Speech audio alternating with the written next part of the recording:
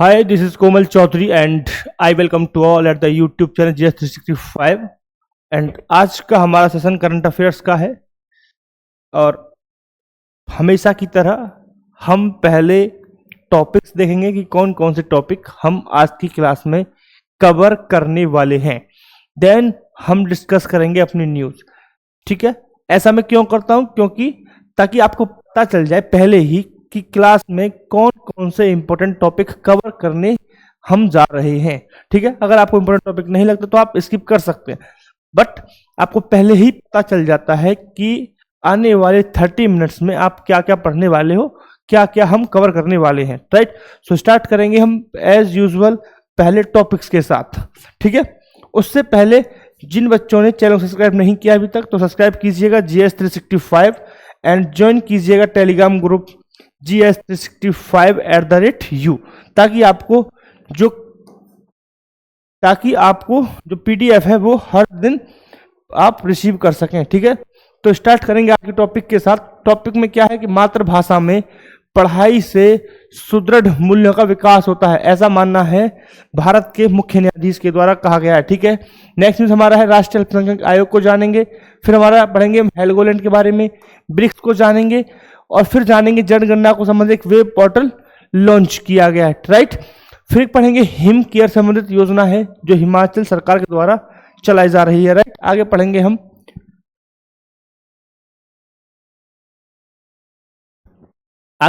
मिजोरम का हना हथियाल जिला विकास के लिए नीति आयोग की रैंकिंग में सीट्स पर रहा है। ब्रिक्स चैम्बर में वेब वाइज पहल शुरू की गई है, एक इंपॉर्टेंट न्यूज ये रहने वाली है। ठीक है, फिर हम आगे बढ़ेंगे और आगे की न्यूज हमारी है कि भारत किले एजरबेंस को भेजने वाली पहली एशियाई टीम बन गई है। ठीक है साहब, नेक्स्ट न्यूज हमारा है सुकन्या सोनोवाल राष्ट्रमंडल युवा शांति राजदूत चुनी गई है। ये एक इंपॉर्टेंट न्यूज है खेल जगत से। आप सभी को पता है कि खेल जगत से वनडे एग्जाम्स में क्वेश्चन आते ही आते हैं, एक क्वेश्चन दो क्वेश्चन आपको देखने को मिलेगा 100%। नेक्स्ट न्यूज हमारा है विश्व बैंक ने भारत को दुनिया के सर्वाधिक समान समाजों में चौथा स्थान दिया है। राइट, नेक्स्ट हमारा है इथोपिया ने नील नदी पर मेगा बांध का निर्माण पूरा कर लिया है। ये हमारे इंपॉर्टेंट टॉपिक हैं जिन्हें हम अब कवर करेंगे one by one, detail analysis with statics GK with historical background. ठीक है, यानी कि कॉम्प्रिहेंसिव एक न्यूज के साथ साथ आपको मिलेगा फुल पैकेज। ठीक है, तो स्टार्ट कर रहे हैं हम फर्स्ट न्यूज के साथ। फर्स्ट न्यूज हमारा है कि राष्ट्रीय अल्पसंख्यक आयोग एक इंपॉर्टेंट आयोग है, यह चर्चा में बना हुआ है। तो ठीक है, यह राष्ट्रीय अल्पसंख्यक आयोग अधिनियम 1992 के अनुसार इसको क्या किया गया है? स्थापित किया गया है। किसके अनुसार? राष्ट्रीय अल्पसंख्यक अधिनियम 1993 के द्वारा इसे स्थापित किया गया है भारत सरकार के द्वारा, और यह वैधानिक निकाय है। इसका प्राथमिक कार्य क्या होता है कि भारत के अधिसूचित धार्मिक अल्पसंख्यक समुदायों की हितों की रक्षा करना, जिसमें वर्तमान में कौन कौन है? मुस्लिम, ईसाई, सिख, बौद्ध, पारसी और जैन इसमें शामिल किए गए हैं। ठीक है, तो आप सभी समझेंगे कि अल्पसंख्यक जो है जिनमें अभी शामिल कौन कौन है? बुद्ध, ईसाई, जैन, मुस्लिम, सिख, पारसी, इनके हितों की रक्षा करना है और इनके सुरक्षा के लिए जिम्मेदार कौन रहेगा? राष्ट्रीय अल्पसंख्यक आयोग, जिसे कब स्थापित किया गया था? राष्ट्रीय अल्पसंख्यक आयोग अधिनियम 1993 के द्वारा इसे स्थापित किया गया है। ठीक है, अधिनियम 1992 है और स्थापित किया गया 1993। ठीक है, तो गूगल के अकॉर्डिंग अगर हम विकिपीडिया की बात करें तो विकिपीडिया कह रहा है अधिनियम 1993 के अनुसार हुआ है। ठीक है, तो आप दोनों चीज याद रख सकते हैं। अगर हम बात करें अल्पसंख्यक आयोग, तो अल्पसंख्यक को थोड़ा सा हम समझने की कोशिश करते हैं। तो भारत के संविधान में कहीं भी अल्पसंख्यक वर्ड दिया हुआ नहीं है, ना ही परिभाषित किया गया है। हालांकि अगर हम बात करें संवैधानिक सुरक्षा को लेकर तो संवैधानिक सुरक्षा भारत के संविधान में दी गई है। ठीक है साहब, एक सेकंड देना। तो भारत के संविधान में सुरक्षा दी गई है अल्पसंख्यकों को। कहां पे दिया गया है? जब हम बात कर रहे हैं अल्पसंख्यकों को, तो आप सभी को पता है भारत के संविधान के भाग 3 में, भाग 3 क्या है? मौलिक अधिकार से संबंधित है। ठीक है, तो हम बात करें अगर मैं बात करूं संस्कृति से जुड़ी हुई अधिकार, तो कौन कौन से अधिकार है? अनुच्छेद 19-29 बात करता है। अनुच्छेद 30 की हम समझ सकते हैं, यानी कि अगर हम संस्कृति के रूप में जाने तो अनुच्छेद 29-30, जहां 30 क्या कहता है? सभी व्यक्तियों को धार्मिक और भाषाई अल्पसंख्यकों को अपनी पसंद के शैक्षिक संस्थान स्थापित करना, उनका प्रशासन करना, इन सबका अधिकार है। ये कौन कहता है? अनुच्छेद 30 कहता है। ठीक है, राइट सर। तो ये हमारे अनुच्छेद हो गए किससे संबंधित? अल्पसंख्यकों से संबंधित, राइट। और दूसरा एक और इंपॉर्टेंट है अनुच्छेद 30 सेकंड, क्या कहता है? कि राज्य से सहायता प्राप्त करने वाले कोई भी अल्पसंख्यकों को भेदभाव नहीं किया जा सकता इस आधार पर कि वह अल्पसंख्यकों से संबंधित संस्थान है, राइट। ठीक है, तो आपको पता चला कि अल्पसंख्यक एक वर्ड पर्टिकुलर डिस्क्राइब नहीं है, बट उससे संबंधित अनुच्छेद हैं भारत के संविधान में, जो भारत के संविधान के भाग 3 यानी कि मौलिक अधिकार में दिया हुआ है। चाहे हम बात करें अनुच्छेद 29 की, चाहे हम बात करें अनुच्छेद 30 की, दोनों ही से संबंधित है। ठीक है साहब, क्लियर पॉइंट। तो सब पता चल गया अल्पसंख्यकों से संबंधित। अगर मैं बात करूं राष्ट्रीय अल्पसंख्यक आयोग, संरचना में कौन कौन होंगे? अध्यक्ष होगा, उपाध्यक्ष होगा और 5 सदस्य में होंगे। ठीक है साहब, क्लियर पॉइंट। ठीक है साहब,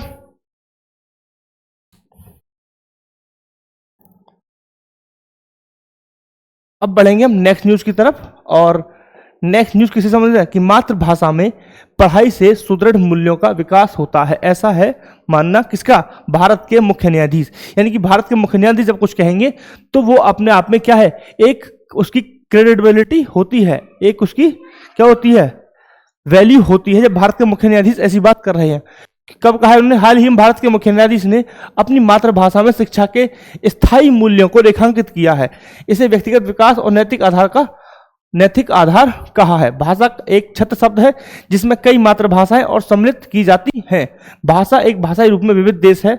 भारत की अगर बात करें तो भारत भाषाई रूप में एक विविध देश है, विश्व के सबसे समृद्ध देशों में से एक है, जहां लगभग 1300 से अधिक भाषाएं और 122 प्रमुख भाषाएं बोली जाती हैं। आप ये डाटा याद करने लायक है नहीं कि आप इस डाटा को याद करें कि 1300 से अधिक भाषाएं बोली जाती हैं, 122 मुख्य भाषाएं हैं, प्रमुख भाषाएं हैं। ठीक है, बट आपको यह पता होना चाहिए कि जब हम बात कर रहे हैं राजभाषा की, तो उससे संबंधित भारत के संविधान में एक भाग है। भाग से संबंधित कौन सा भाग है? भाग 17। कौन सा भाग है? भाग 17। भाग 17 भारत की मातृभाषा से संबंधित एक भाग है। इसमें क्या क्या दिया है? संबंधित क्या क्या दिया है? कौन कौन सा अनुच्छेद है? अगर हम बात करें भाग 17 में, तो भाग 17 में अनुच्छेद दिए हुए हैं। अनुच्छेद 347 क्या कहता है? कि जनसंख्या के किसी भी वर्ग द्वारा बोली जाने वाली भाषा के लिए उसका क्या रहेगा? अधिकार होगा। यानी कि कोई जनसंख्या है वह अपनी भाषा खुद चुन सकते हैं, अपनी भाषा बोलने की क्या रहेगा? उनका खुद का अधिकार रहेगा। इसी तरीके से हम समझ सकते हैं अनुच्छेद 350A, जहां पे कहा गया है कि मातृभाषा में शिक्षा की सुविधा प्रावधान होना चाहिए कि वह कोई व्यक्ति अपनी शिक्षा अपनी मातृभाषा में प्राप्त कर सके, ऐसा प्रावधान होना चाहिए। इसी संबंधित अनुच्छेद 350B भी दिया हुआ है, जो भाषाई अल्पसंख्यकों के लिए एक विशेष अधिकार की बात करता है। ठीक है, अगर हम बात करें और रिसेंट कुछ रिपोर्ट्स की बात करें, तो सच्चर समिति भी एक रिपोर्ट है जिसकी अलग अलग क्या सिफारिशें हैं। ठीक है, जिसमें क्या बात की गई है? सच्चर समिति में, सच्चर समिति कब स्थापित की गई थी? बताइए जरा, थोड़ा दिमाग के घोड़े दौड़ाइए कि सच्चर समिति को कब स्थापित किया गया था। बताइए, वेट कर रहा हूं मैं 2 मिनट का आप सभी का।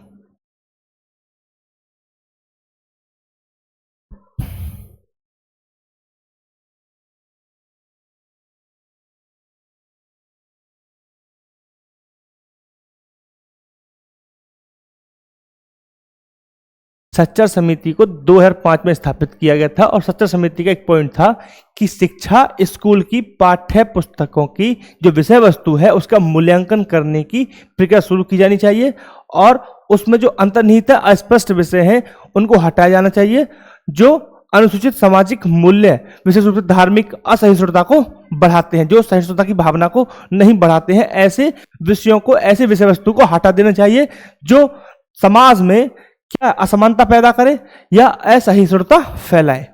ठीक है साहब, ये एक स्पेसिफिक पॉइंट था जो सच्चर समिति के द्वारा उठाया गया था और दिया गया था रिपोर्ट्स में। Clear point? क्लियर? ठीक है, अगर मैं और इसी संबंध और हम और पॉइंट बात करें तो बहुत सारे पॉइंट निकल के आ सकते हैं सच्चर समिति के, तो हम यहाँ पे सच्चर समिति डिस्कस नहीं कर रहे हैं। मैं आपको कॉन्टेक्स्ट बता रहा हूँ कि न्यूज ये है, बट स्टैटिक पार्ट हमारे पास ये है कि कॉन्स्टिट्यूशन में भारत के संविधान में भाग 17 दिया हुआ है और उससे संबंधित अनुच्छेद भी दिए हुए हैं। कौन कौन से अनुच्छेद की हमने बात की थी? हमने बात की थी अनुच्छेद 347 और कौन सा अनुच्छेद है?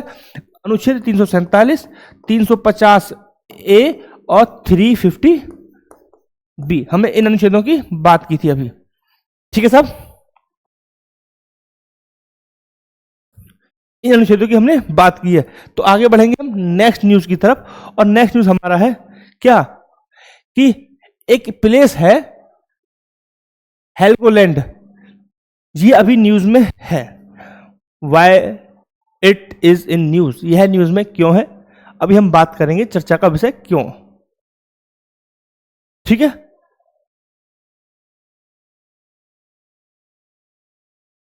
तो भाई हेलगोलैंड को क्यों प्रसिद्ध है? क्वांटम यांत्रिकी के जन्म स्थान के रूप में इसे याद किया जाता है। ये जून 1925 में भौतिक के इतिहास में एक महत्वपूर्ण स्थल बन गया है। क्यों बन गया है? जब वॉर्नर हाइजेनबर्ग ने, किसने? वॉर्नर हाइजेनबर्ग ने क्वांटम यांत्रिकी की नींव रखी थी। किसने नींव रखी थी? वॉर्नर हाइजेनबर्ग ने क्वांटम यांत्रिकी की नींव रखी थी, ठीक है? उनकी याद में यह स्थान क्या बन गया है? क्वांटम यांत्रिकी के जन्म स्थान के रूप में बन गया है, क्योंकि वॉर्नर हाइजेनबर्ग का जन्म इस स्थान पर हुआ है, राइट? इस सफलता के बाद Max Born, Pascual, Jordan, Erwin श्रेनिंग के योगदान के अनिश्चितता सिद्धांत और क्वांटम सिद्धांत में महत्वपूर्ण विकास को जन्म दिया। यानी कि स्टार्टिंग यहां से मानी जाती है, फिर अलग अलग थ्योरीज आती है। यानी कि हम याद करते हैं जो प्रारंभ में कोई वैज्ञानिक जो प्रारंभ में कुछ नया करके लाए, उसका योगदान बहुत महत्वपूर्ण माना जाता है, और ऐसे व्यक्तियों को ही हम फादर ऑफ द सब्जेक्ट की उपाधि देते हैं। ठीक है साहब, क्लियर है पॉइंट? चलो, तो पता चल गया आपको। नेक्स्ट हमारा न्यूज है ब्रिक्स। ब्रिक्स को भाई कितनी बार कवर कर लिया गया है? बहुत ही बार ब्रिक्स को कवर कर लिया गया है, तो आई रिक्वेस्ट कि आप याद रखेंगे ब्रिक्स को लेकर के, ब्रिक्स को लेकर के आप याद रखेंगे। अच्छा, मुझे एक चीज याद आ गई, मुझे एक चीज बताइए कि हमने आर्टिकल की बात कर ली थी, क्या कोई अनुसूची भी है? तो अनुसूची 8 की आपने बात नहीं की, मेरे को कमेंट भी नहीं किया किसी ने कि भैया आपने अनुसूची 8 के बारे में तो कुछ जिक्र किया ही नहीं। भाई भारत के संविधान में अनुसूची 8 भी तो है जो भाषा के बारे में बात करती है, ठीक है? तो मूल संविधान में 14 भाषाएं थी, बट अभी कितनी है? अभी कितनी भाषाएं हैं भारत के संविधान में? बताना जरा, भारत के संविधान की अनुसूची 8 में अभी कितनी भाषाएं हैं? कितनी भाषाएं हैं बताइए जल्दी से, कितनी भाषाएं हैं? कितनी भाषाओं को मान्यता मिली हुई है? तो कितनी भाषा है? 22 भाषाएं हैं भारत के संविधान में अभी के लिए। ये आप याद रखेंगे, दिमाग से फिसल गया था, ठीक है? क्लियर? तो मतलब ये ऐसा है कि अगर जब हम पॉलिटी को डिस्कस कर रहे हैं तब इन चीजों को बहुत डिटेल में किया जा सकता है, बट अभी हम इतने डिटेल नहीं कर सकते बिकॉज अभी हम करंट अफेयर्स डिस्कस कर रहे हैं। तो हमारा फोकस रहना चाहिए करंट अफेयर्स, बट मोटा मोटा आपको थोड़ा पता होना चाहिए कि इस टॉपिक से संबंधित क्या स्टैटिक पार्ट है, ठीक है?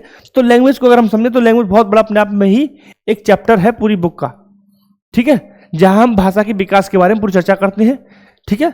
भाग 17 में अनुच्छेद 343 से 351 में ब्रॉड दिया हुआ है डिस्कशन, हम भी करते हैं जब हम चैप्टर पढ़ाते हैं। बट अभी हम क्या कर रहे हैं? अभी हम करंट अफेयर्स पढ़ रहे हैं, तो हमारा फोकस क्या रहेगा? करंट अफेयर्स, और बहुत ही मोटी बारीक चीजों को हम यहाँ पकड़ रहे हैं जो एग्जाम के पॉइंट ऑफ व्यू से इंपॉर्टेंट रहती है। अभी हम फाउंडेशन की तरह हम आपको नहीं पढ़ा रहे हैं, ठीक है साहब? ठीक है, चलो अब बढ़ते हैं नेक्स्ट न्यूज की तरफ। ये हो गया हमारा। अब आएंगे ब्रिक्स। ब्रिक्स को हम बहुत बारी कवर कर चुके हैं, तो आई रिक्वेस्ट कि सब लोग ध्यान से ब्रिक्स को कवर कर लेंगे। जितना मैं करा रहा हूँ इट इज सफिशिएंट, बट अगर आप और भी करेंगे तो it is very beneficial to you. BRICS का संक्षिप्त नाम 5 प्रमुख भारतीय उभरती अर्थव्यवस्थाओं के रूप में ब्राजील, रूस, फ्रांस, चीन और दक्षिण अफ्रीका के समूह को संदर्भित करता है। मिस्र, इथोपिया, ईरान, इंडोनेशिया, सऊदी अरब और सऊदी अरब अमीरात नए सदस्य के रूप में ब्रिक्स में शामिल हो गए हैं। आप सभी को पता है पहले ब्रिक बना था, फिर बाद में दक्षिण अफ्रीका को ऐड किया गया, और अभी मिस्र, इथोपिया, ईरान, इंडोनेशिया, सऊदी अरब, यूएई को सदस्य के रूप में ऐड कर लिया गया है। न्यू डेवलपमेंट बैंक, जिसे पहले ब्रिक्स डेवलपमेंट बैंक के रूप में जाना जाता था, ब्रिक्स राज्य द्वारा स्थापित एक बहुपक्षीय विकास बैंक है। तो भाई BRICS and NDB, national development bank, ठीक है। तो आप इसे दोनों टॉपिक्स को प्रीवियस वीडियो देखिए, वहां पे आपको मिल जाएगा। अगर आप कहीं और सर्च करना चाहते हैं तो आप कर सकते हैं, बट ये टॉपिक आपको कवर करने हैं, ठीक है। मैं अब कवर नहीं करा रहा हूं क्योंकि ब्रिक्स को मैं 3 बार कवर करा चुका हूं, एनडीबी को मैं 2 बार कवर करा चुका हूं पहले लास्ट वीडियोस में, ठीक है। तो it will be the waste of energy, so I am not doing this. I request कि आप ब्रिक्स और एनडीबी, न्यू डेवलपमेंट बैंक, ये आप कवर करेंगे अपने एंड से, ठीक है साहब। सिर्फ ये मैंने इसलिए लाया हूं क्योंकि ये न्यूज में है, अभी इसकी बैठक हुई है, कहां पे हुई है आप बताएंगे मुझे कमेंट सेक्शन में, ठीक है। नेक्स्ट हमारा न्यूज है कि जनगणना 2026-27 स्वयं जनगणना के लिए विशेषज्ञ एक समर्पित वेब पोर्टल सरकार के द्वारा लॉन्च किया गया है। यानी कि जनगणना के लिए, किस जनगणना के लिए, जो जनगणना होने वाली है 2026-27 में, उसके लिए एक वेब पोर्टल लॉन्च किया गया है भारत सरकार के द्वारा, ठीक है साहब।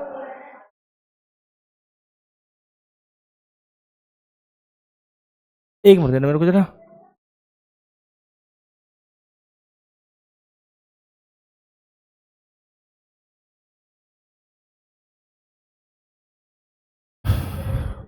ठीक है, तो अभी हमने बात की, अब हम डिस्कस करने जा रहे हैं जनगणना। आप सभी को पता है कि लीडर ऑफ अपोजिशन और अपोजिशन के द्वारा एक बहुत ही चुनावी मुद्दा और गर्मजोशी का मुद्दा था, जिसे अभी रिजॉल्व कर लिया गया है, यानी कि जनगणना के लिए सत्ता पार्टी भी मान गई है। उसी के संदर्भ में ये चर्चा का अपने सब चर्चा बनी हुई है जनगणना पर, ठीक है।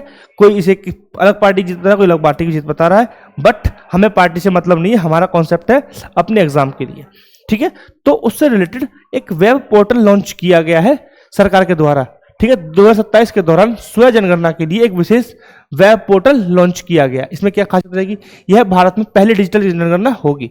तो आप याद रखेंगे कि पहली डिजिटल जनगणना कब हुई है, 2026-27 में। कब हुई है, 2026-27 में पहली जनगणना हुई है, आप याद रखेंगे प्लीज।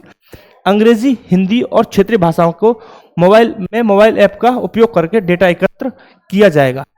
यानी कि अंग्रेजी, हिंदी और क्षेत्रीय भाषाओं में भी यह एप्लीकेशन उपलब्ध रहेगा, जहां पर आप डाटा एकत्र करेंगे, ठीक है। डाटा एकत्र करने के लिए जनगणनाकर्ता और पर्यवेक्षक अपने स्वयं के मोबाइल ऐप उपकरणों का प्रयोग करेंगे। यानी कि आप अपने फोन में एप्लीकेशन इंस्टॉल करेंगे, डाटा फिल करेंगे, एंड इट इज डन, ठीक है, फ्रॉम योर एंड।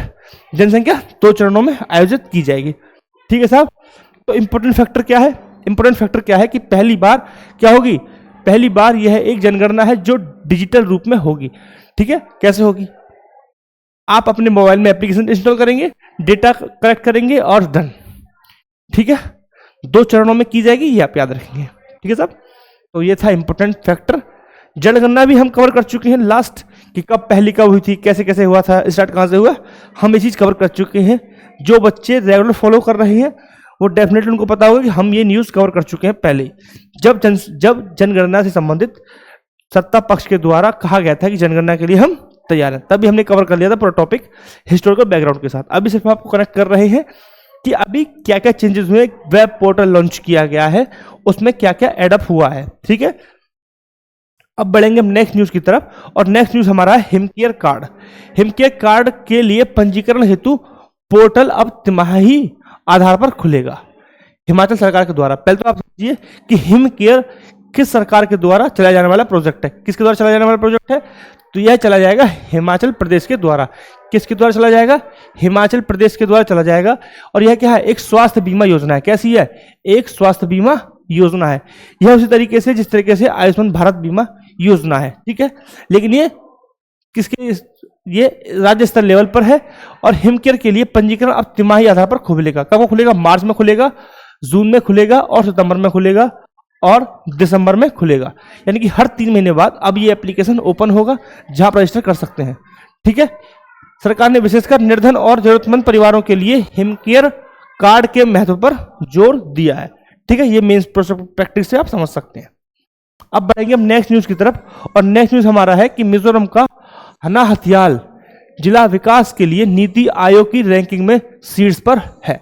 आप याद रखेंगे, बहुत ही इंपॉर्टेंट है कि नीति आयोग की डिस्ट्रिक्ट के लिए एक क्या है रैंकिंग जारी की जाती है, जहां पर हमने देखा है कि मिजोरम का जो स्टेट है कौन सा, हनाहतियाल जिला शीर्ष पर आया है 2023-24 के सर्वे में। ठीक है, स्कोर कितना था, एक स्कोर है इनका 81.43। वहीं अगर मैं बात करूं लोएस्ट की, तो लोएस्ट किसका आया, अरुणाचल प्रदेश का आया है, कौन सा, लोंगडिंग जिला, कौन सा, लोंगडिंग जिला, और इनका स्कोर रहा है 58.61, जो कि कितना है, सबसे कम है। ठीक है, जो नीति आयोग सूचकांक जारी करता है, जो रैंकिंग जारी करता है, वो एसडी सूचकांक सामाजिक, आर्थिक और पर्यावरण विकास में प्रयासों का आकलन करता है। यानी कि एसडीजी टारगेट जिस हिसाब से तय किए, जिस हिसाब से मापे जाते हैं, उसी के अकॉर्डिंग नीति आयोग भी एक रैंकिंग जारी करता है डिस्ट्रिक्ट्स के लिए, जहां पर हमने देखा कि मिजोरम का हनाहतियाल जिला फर्स्ट रैंक के साथ आया है। वहीं असम का लोंगडिंग जिला 58.71 स्कोर के साथ सबसे कम पर रहा है, सबसे नीचे रहा है। ठीक है साहब, अब आइए नेक्स्ट न्यूज की तरफ। नेक्स्ट न्यूज क्या है, नेक्स्ट देखो फिर से ब्रिक्स आ गया। ब्रिक्स चैम्बर में WE वेब वाइज पहल शुरू की है। ब्रिक्स चैम्बर ने WE वाइज शुरू किया है, एक क्या पहल शुरू की है। इसमें क्या है, chamber of commerce and industry CCI के महिला सशक्तिकरण वर्टिकल ने एक नई पहल शुरू की है। क्या पहल शुरू की है, इस पहल का नाम क्या है, इस पहल का नाम है वी वाइज, women in innovation science and entrepreneurship. Women in innovation science and entrepreneurship में इस पहल का नाम है। इसका उद्देश्य क्या है, महिलाओं को प्रौद्योगिकी, विशेष रूप से AI में नेतृत्व की भूमिका निभाने में सहायता करना। यानी कि महिलाओं को अब प्रौद्योगिकी और AI में लीडिंग रोल के रूप में उन्हें रोल दिए जाएं, इसके लिए सहायता उन्हें प्रदान करना है। इसका यह उद्देश्य है। वी वाइज को ब्राजील में ब्रिक्स महिला व्यापार गठबंधन की वार्षिक बैठक के दौरान लॉन्च किया गया। कब लॉन्च किया, वी वाइज को ब्राजील में ब्रिक्स महिला व्यापार गठबंधन हुआ है, उसकी बैठक हुई है, इसके दौरान इसे लॉन्च किया गया। किसे, वी वाइज को, किसे साहब, वी वाइज को लॉन्च किया है। ठीक है, क्लियर। चलो आगे बढ़ते हैं। नेक्स्ट न्यूज हमारा है कि सुकन्या सोनोवाल को राष्ट्रमंडल युवा शांति राजदूत के रूप में चुना गया है। यह न्यूज हम कवर कर चुके हैं, सिर्फ आप PPT में गो थ्रू कर लीजिए ताकि आप रिवाइज कर पाए। ठीक है साहब, कुछ नहीं है, एक नियुक्ति है राजदूत के रूप में। आप याद रखेंगे, करंट अफेयर्स में बहुत नियुक्ति आई है अब की बार, और बहुत ही बैंकों में नियुक्ति हुई है, बहुत बैंकों के MD CEO चेंज हुए हैं। आई रिक्वेस्ट कि आप सबसे अपडेटेड रहिए, बहुत ही इंपॉर्टेंट क्वेश्चन बन जाते हैं। ठीक है, कंपटीशन बहुत ज्यादा है, एक नंबर पे लाखों बच्चे हट जाते हैं, लाखों जुड़ जाते हैं। एक नंबर से आपके सपने जुड़ जाएंगे और एक नंबर से आपके सपने टूट जाएंगे। तो अपने सपने के लिए हमेशा लड़ते रहिए और लगे रहिए, छोड़ दो नींद को। ठीक है, बढ़ते हैं न्यूज की तरफ। विश्व बैंक ने भारत को दुनिया के सर्वाधिक समान समाजों में, ठीक है, इक्वल सोसाइटी किसने जारी किया है, विश्व बैंक द्वारा जारी किया गया है। क्या है, सर्वे है। विश्व बैंक ने 25.5 के गिनी सूचकांक के साथ भारत को विश्व में चौथा सर्वाधिक समान समाज का दर्जा दिया है। इसे स्लोवाक गणराज्य, स्लोवानिया, बेलारूस के ठीक पीछे मध्यम रूप से निम्न असमानता श्रेणी में रखा है। कौन सी श्रेणी है, मध्यम रूप से निम्न श्रेणी में रखा गया है। ठीक है, भारत का गिनी स्कोर कितना है, गिनी स्कोर कितना है, गिनी स्कोर कितना है, गिनी स्कोर बेटा गिनी कोफिशिएंट होता है जो समाज में असमानता को मापता है। ठीक है, समाज में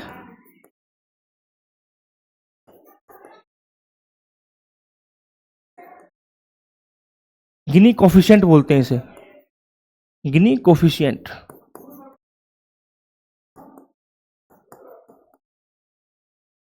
गिनी कोफिशिएंट स्कोर कितना है इसका, 25.5 है। चीन का 37 है, USA का 41.8 है, जो काफी ठीक है। ठीक है, और इनकी तुलना में भारत की स्थिति मजबूत आय समानता को दर्शाता है। ठीक है साहब, अब बढ़ते हैं नेक्स्ट न्यूज की तरफ, और ये हमारी लास्ट न्यूज है। इथोपिया ने नील नदी पर मेगा बांध का निर्माण कर लिया है। इथोपिया ने नील नदी पर मेगा बांध का निर्माण कर लिया है। ठीक है, ग्रेट इथोपिया किसने, रेंसा डैम, कौन सा डैम, रेंसा डैम का निर्माण पूरा किया है। यह अफ्रीका का सबसे बड़ा द्रव स्थैतिक, यानी कि जो हम बोलते हैं जल विद्युत संयंत्र, कौन सा? जल विद्युत संयंत्र, इसे क्या बोलेंगे? जल विद्युत संयंत्र। क्या? जल विद्युत संयंत्र। जो हाइड्रोजल प्रोजेक्ट होते हैं ना, उनका नाम लिए जा रहे हैं हाइड्रोजल प्रोजेक्ट, यानी कि पानी से, जब पानी बहता है और वहां पे टरबाइन लगा दो, पानी के बहाव से टरबाइन चलता है, वो एक मोटर को घुमाता है जिससे करंट उत्पन्न होता है, बिजली बनती है। तो ऐसा प्रोजेक्ट बनाया है और यह अफ्रीका का सबसे बड़ा है। तो ऑटोमेटिकली ये क्या है, ये इंपॉर्टेंट हो जाता है न्यूज। अफ्रीका का सबसे बड़ा संयंत्र कौन सा है द्रव स्थैतिक के रूप में, यानी कि जल विद्युत संयंत्र कौन सा है? तो कौन सा है भाई, कौन सा है बताइए, कौन सा है? तो यह है grand Ethiopia Renaissance dam. Grand Ethiopian Renaissance dam किस नदी पर है? किस नदी पर है? नील नदी पर है। यह नील नदी पर बनाया गया है। कहां बनाया गया? नील नदी पर बनाया गया है। ठीक है, जो इथोपियाई हाईलैंड्स में टाना झील से निकलती है। कहां से निकलती है? टाना झील से निकलती है इथोपिया में। ठीक है, ब्लू नील नदी सूडान की राजधानी खार्तूम में अल मुकरिन में व्हाइट नील नदी से मिलती है। नील नदी विश्व की सबसे लंबी नदी है, ये तो आपको पता ही होगा, बहुत ही बेसिक फैक्ट है। ठीक है, तो आप ये याद रखेंगे। एक तो इंपॉर्टेंट चीज क्या है कि अफ्रीका का सबसे बड़ा है, अफ्रीका का सबसे बड़ा जल विद्युत संयंत्र है। ठीक है, हाइब्रिड सॉरी नील नदी पर बना हुआ है। ठीक है, किस देश में है? इथोपिया में है। ठीक है, अफ्रीका का सबसे बड़ा हो गया, राइट। और नील नदी कहां से निकलती है? इथोपिया के हाईलैंड में टाना झील से निकलती है, ब्लू नील नदी। ठीक है, याद रखना, नील नदी वो नील नदी, सबसे नील नदी ब्लू नील नदी। ब्लू नील नदी बाद में व्हाइट नील नदी से मिलती है, तब ये नील नदी बनती है। ठीक है, क्लियर पॉइंट है। अब हम बढ़ेंगे नेक्स्ट न्यूज की तरफ, और नेक्स्ट न्यूज हमारा thank you. So thank you very much for the watching this video, and I hope you are doing well, and the video will be very helpful to you, and it will be also appreciate to me कि I am doing a good job for someone and who is doing his job very good way. ठीक है, so thank you very much, बस लगे रहिए। ठीक है, thank you.